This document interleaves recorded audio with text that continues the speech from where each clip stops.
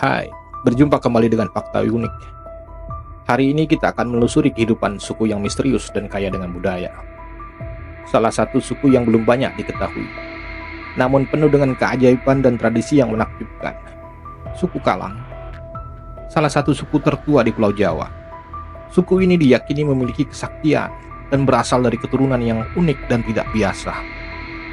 Siapa sebenarnya suku Kalang? Apa yang membuat mereka begitu unik dan menarik? Jadi pastikan untuk tetap menyimak video ini. Jangan lupa untuk subscribe agar tidak ketinggalan setiap episode seru lainnya. Mari kita mulai.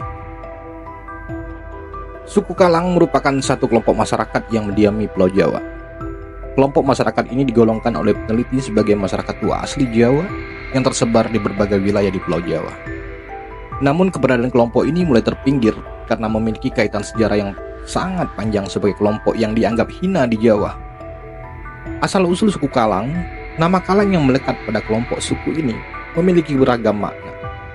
Di antaranya yaitu kejaba atau dikecualikan, kepalang atau tertutup, dan alang-alang atau sejenis hewan pengembara. Istilah Kalang pertama kali ditemukan dalam prasasti kuburan candi di Desa Tegalsari, Kawedanan Tegalharjo, Kabupaten Magelang, yang berangka tahun 753 Saka atau 831 Masehi. Diduga suku ini telah ada sejak Jawa belum mengenal agama Hindu. Menurut mitos, orang Kalang adalah maestro pembuat candi yang secara fisik berbadan kuat dan tegap. Ada kemungkinan berasal dari Khmer atau Kamboja, di mana orang kuat di negeri tersebut diterjemahkan sebagai manusia Kalang. Di mana seperti kita ketahui candi-candi di negeri Khmer mempunyai kemiripan dengan candi di Jawa. Setelah Hindu masuk, Wong Kalang semakin tersisi oleh sistem pengastaan karena tidak jelasan nenek moyang mereka. Orang Kalang pun dipaksa tinggal di daerah-daerah pengasingan seperti pantai yang berpaya-paya, tepi sungai, lereng-lereng gunung yang tinggi serta tanah-tanah tandus. Sebagian lainnya hidup nomaden dari hutan ke hutan. Lingkungan yang keras itu menempa mereka menjadi pekerja keras, sehingga pihak otoritas kerajaan Majapahit waktu itu memanfaatkan tenaga mereka untuk proyek-proyek fisik berskala besar, antara lain sebagai menebang pohon, juru angkut, terkadang juga prajurit tempur di medan peperangan yang didatangkan dari sekitar Gunung Lawu, yakni Desa Kalang, Kabupaten Magetan. Pada era Majapahit, warga suku Kalang ditugaskan menjaga hutan dari serangan musuh. Tugas ini diberikan karena orang Kalang dianggap sakti mandraguna.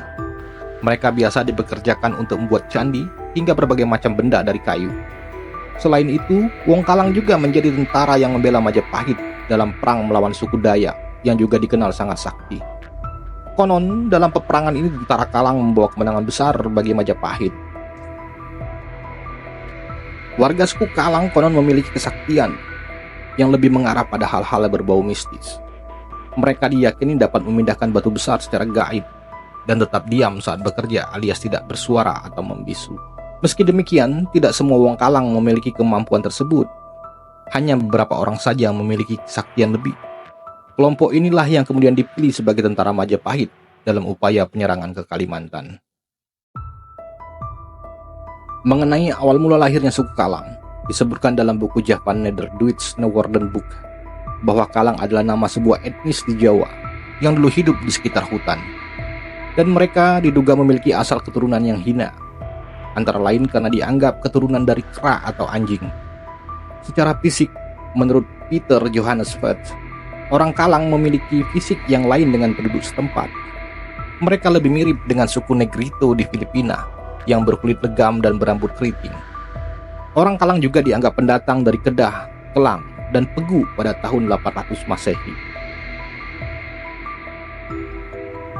Dengan sejumlah perbedaan fisik dan latar belakang tersebut, orang Kalang memilih hidup memisahkan diri dari pemukiman warga lainnya.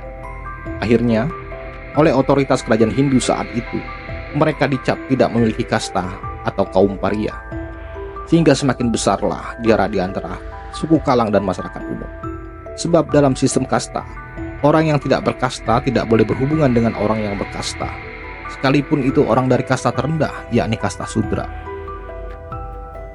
Kendati demikian, hubungan kerja tetap terjalin sesekali. Namun karena karakter orang Kalang yang keras, liar, dan berbahaya, sering terjadi hal-hal yang tidak diinginkan. antara lain pembangkangan orang Kalang, sebagaimana tertulis dalam penelitian Heri Santoso. Dilihat secara fisik, suku Kalang memiliki postur tubuh kecil dengan warna kulit hitam dan berambut keriting yang cenderung berbeda dengan orang Jawa pada umumnya. Kelompok ini diyakini juga sebagai sebuah ras yang berasal dari Semenanjung Malaka, yang kemudian menyebar ke Nusantara, khususnya ke Pulau Jawa. Mereka banyak menetap di kawasan pesisir utara Pulau Jawa atau di wilayah Jawa Tengah. Dalam sistem sosial Jawa, suku Kalang tidak diletakkan pada dasar hierarki sosial, melainkan diletakkan di luar hierarki itu sendiri, yang berarti tidak dianggap keberadaannya. Sistem sosial itu membuat mereka dimarginalkan oleh rakyat Jawa dan dianggap bukan bagian dari Jawa.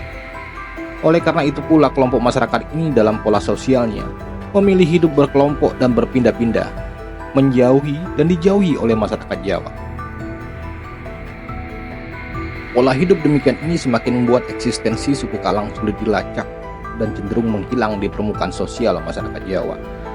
Dalam upaya memenuhi kebutuhan ekonominya, suku Kalang menggantungkan sandang pangannya kepada alam di sekitarnya. Jika kondisi alam sekitarnya sudah menipis, suku Kalang akan bersiap-siap untuk berpindah ke lokasi lainnya lagi. Suku Kalang sangat mirip dengan orang Jawa dalam hal budaya, misalnya dalam memperlakukan kematian.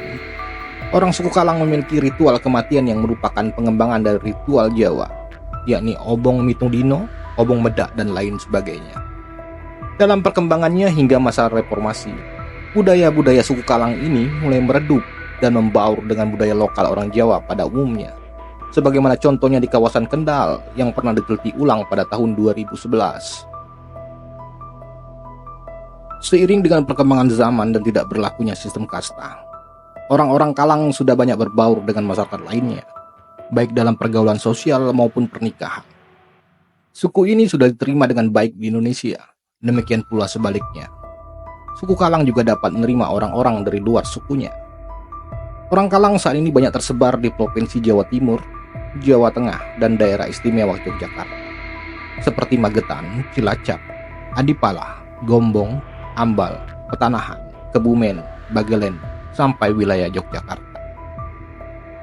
Namun di kalangan internal suku Kalang sendiri, tetap saja ada pembagian golongan-golongan, yakni Kalang Obong, yakni golongan Kalang dari laki-laki, yang berhak untuk mengadakan upacara Kalang Obong, ritual ikonik suku Kalang yang sudah ditetapkan menjadi warisan budaya benda pada tahun 2018.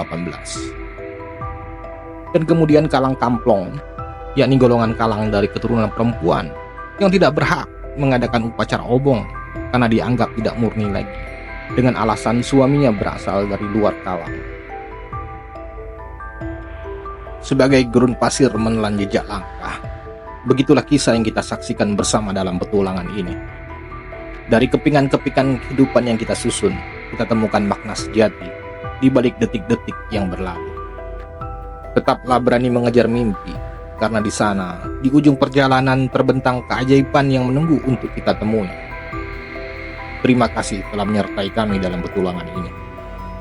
Jangan lupa untuk like, subscribe, dan nyalakan lonceng notifikasi agar kamu tidak ketinggalan konten-konten seru lainnya. Sampai jumpa di perjalanan selanjutnya. Tetaplah penasaran.